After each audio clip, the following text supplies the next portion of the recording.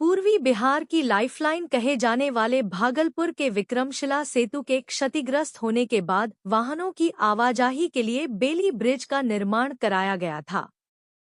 अब 29 अगस्त से बेली ब्रिज हटाकर विक्रमशिला सेतु के सबस्ट्रक्चर और सुपरस्ट्रक्चर का काम शुरू करने की तैयारी है। सरकार ने 30 नवंबर तक सेतु को दोबारा सभी वाहनों के आवागमन के लिए तैयार करने का लक्ष्य रखा है। हालांकि इस दौरान कई महत्वपूर्ण पर्व त्योहार पड़ रहे हैं। वहीं गंगा का जलस्तर भी लगातार बढ़ रहा है। ऐसे में बेली ब्रिज हटाए जाने के बाद बाढ़ और त्योहारों के दौरान लोगों की परेशानी बढ़ने की आशंका है। वहीं भागलपुर के जदयू सांसद अजय कुमार मंडल ने मुख्यमंत्री सम्राट चौधरी को पत्र लिखकर त्योहारों के बाद बेली ब्रिज हटाकर सेतु की मरम्मत का काम शुरू कराने का आग्रह किया है। तो ये जो मुद्दा है आपके पुल का, अब चूंकि ये पुल तो कोई किसी का कोई तोड़ने दिया है ना, अब तो ये प्राकृतिक बातें हो गई, तो निश्चय ही उस पर सरकार, अब समझिए ना, पुल टूटने के बाद 1 महीना में फिर चालू कर दिया। वो तो सम्राट सरकार ही थी जो कि ये पुल चालू उतना जल्दी 28 दिन में सम्राट सरकार ही चालू कर सकते थे। इसलिए हम लोग आदरणीय मुख्यमंत्री जी को भागलपुर की जनता के तरफ से बहुत बधाई देता हूं कि आपने 1 महीना ही लोगों को दिक्कत होने दिया, और फिर से अब जो है सावन के बाद हम लोग, हमारी सरकार फिर से उसको पूरा तरह से जो है वो आवागमन बहाल करने के लिए पूरी तरह से संकल्पित। देखिए, अब चूंकि वो देखिए वो लगातार कुछ न कुछ बातें, चूंकि पुल टूटी है तो काम करने में तो समय लगेगा। चाहे अब आपका दुर्गा पूजा आवे या दिवाली आवे या मुहर्रम आवे या बकरीद आवे, वो तो आते रहे। अब आप ही कहिएगा फिर बाद में कि 3 महीना हो गया, मुख्यमंत्री जी बोले थे नवंबर में, चालू नहीं हुआ, आप ही लोग कहिएगा। सर, वैकल्पिक व्यवस्था सरकार पूरी तरह से करेगी उसको।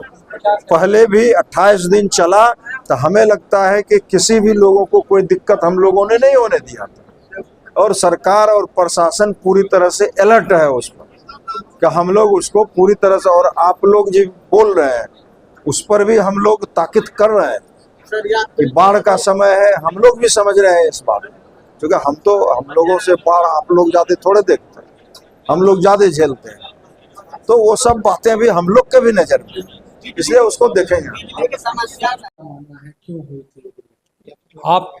आप ये जान रहे हैं कि इस पुल के विषय में मैं गिरने से 8 महीना पहले पत्र के माध्यम से विभाग को सारी जानकारी देते रहा कि ये पुल खराब है। आपका मैंने टेक्निकल रिपोर्ट भी इनका निकलवाया। उस टेक्निकल रिपोर्ट में साफ लिखा हुआ है कि पुल में ये काम कराना है, और विभाग में पैसा भी आया। ये लोग को विभागीय पैसा उसमें खर्च नहीं किया गया, और उसमें जो कार्बन प्लेट था जो स्प्रिंग के बीच में लगता है, उसकी बदली का उसमें सीधा निर्देश था। जांच टीम ने जो किया था उसमें बदली का निर्देश दिया था। क्योंकि कार्बन प्लेट का दाम बहुत ज़्यादा पड़ता है, स्प्रिंग का दाम ये लोग कम नहीं करा करके खाली पेपर पर पैसा उठा करके स्प्रिंग नहीं बदला। उसके वाइब्रेशन से उसके जो गाड़ी चढ़ती है जब पुल पर, उसका जो दबाव पड़ता है तो स्प्रिंग पर बढ़ता है। वो स्प्रिंग नहीं बदला ये लोग, और उसी सिर्फ पेपर पर बदल करके निकल गया। उसी के जर्क के कारण वो जो पुल का एक्सपेंशन था दोनों पुल के बीच में, उस पर दबाव बना, जर्क पड़ा, और उसके कारण वो टूट गया। अगर वो नहीं टूटता, अगर वो स्प्रिंग बदल दिया जाता तो पुल अभी भी 10 साल कुछ पुल में नहीं होता। मैं कह रहा हूँ हाँ, ये प्राकृतिक आपदा कैसे हो जाएगा भैया? प्राकृतिक आपदा हो गया कि बाद बादल फट गया, उसके कारण बह गया, नदी में पानी हो गया। अगर ये हवा से गिर जाता पुल तो प्राकृतिक आपदा होता। ये बरसात से पुल धस जाता तो प्राकृतिक आपदा होता। ये पानी में बह जाता तो प्राकृतिक आपदा। इसको तो लापरवाही आपदा हम नाम दिए हुए हैं, लापरवाही आपदा कहते हैं इनको।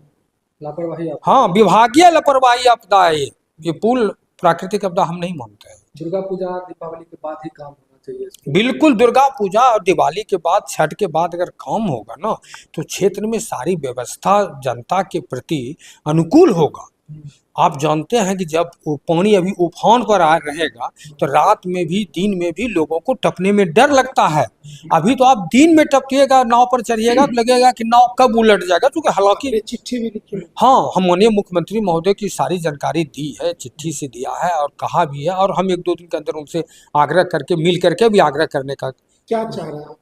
हम चाह रहे हैं कि छठ पूजा के बाद अगर ये पुल बेली ब्रिज खुले, और पुल का काम होना तो तय है, अगर वो काम भी होना जरूरी है, तो एक ना एक समय दुख तो आना ही है, दुख तो आना ही है एक समय में, लेकिन समय वैसा ढूंढे जहां दुख कम समय के लिए आवे।